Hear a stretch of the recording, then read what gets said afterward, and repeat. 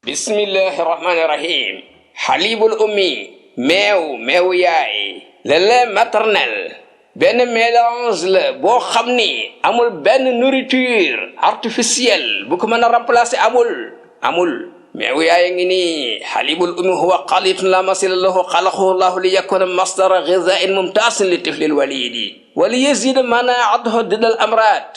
benn source nourriture, benn substance, prothèse bu am ay ingrédients yu am ay anticorps nga xam day aar nenn bi. am na li ñuy wax alxasanatul unsuriyatu, lu mel ne ay immunité raciale pour mën a sàmm cosaanu xale bi. parce que xale bi nàmp weenu yaayam ëllëg day jël ci yaay ji, da koy miin, da koy bëgg, da koy taq, da koy xam, day xaratoonteeg moom sax ci par rapport bu nàmpoon beneen ween aussi bu bokkul ak boobu. hatta taamu sanaa'iyu, même ñam bi ñuy fabriqué allati tundijuha technologie al asr al hadis ci jamono moderne bi la yuawadu an hada al masdar man remplacé da nga source bi bu ijaas bi bu yéeme bi min masadir al ghizai. kulla yawmin tuktasafu faidatun jadidatun min fawaid halib al ummi. bés bu ne borom xam-xam ñu ngi trouvé njariñ bi nekk ci soowu yaay bi muy nampal doomam. wa ihdal haqaiqi allati iktasafa al ilmu an halibil ummi ana tamdida fadrati radaa.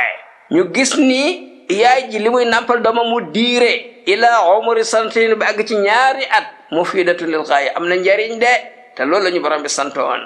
oui, la recherche moderne ñoom découvrir nañu ni le lait maternel dund la boo xam ni bokkul ak dundu les fabrications de bokkuñu de. gis nañ encore ne diir bu muy namp ñaari at amal na xale bi njariñ lool. mën naa bañ a xiibon, mën naa bañ a wéradi, mën naa bañ a néew doole. wallahu subhanahu wa taala qad a'tana ma'lumatin muhimmatan, joxoon nañu ay information yu am solo. lam yaktasifa al ilmu illa hadisan, science bi mu ko turee yàggul. haysu yaqulu llahu subhanahu wa taala wa fisaluhu fi amayni mundu 14 qarnan, lu jiitu fukki siècle ak ñeent. borom mi ne wasay naa ñoo dénk al insana doomu aadama bi waalidayhi nekk na fonk ñaari waajuram, parce que xamalatu mi ngi ko ëmb umuhoo yaayam wax nan ci néew doole, la fragilité, amu day néew doole, ala wax nin wa fisaaluhu fi amayni, su ab lactation feral bi encore ci ñaari at, diggante bi muy ëmb ak bi muy nàmp. doomu aadama nen mën na juddu ci 6 mois, mën na juddu ba ci 9 mois. mais bu fekkee ni di mu juddoo ak biñ koy feral lépp ñaari at la, kon war na mën a nekk mën na juddu am 6 mois juddu, li ci des mu nàmp ko ñaari at yi jeex.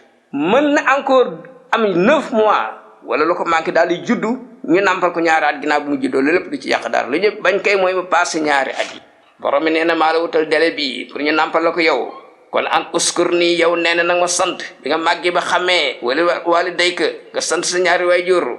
ilayya almasiru, parce que sa destination ci man la jëm si. boo ñëwee dama lay régler nan nga jëflante woon ak sa ñaari waajur, ndax fonkoon nga leen wala déet.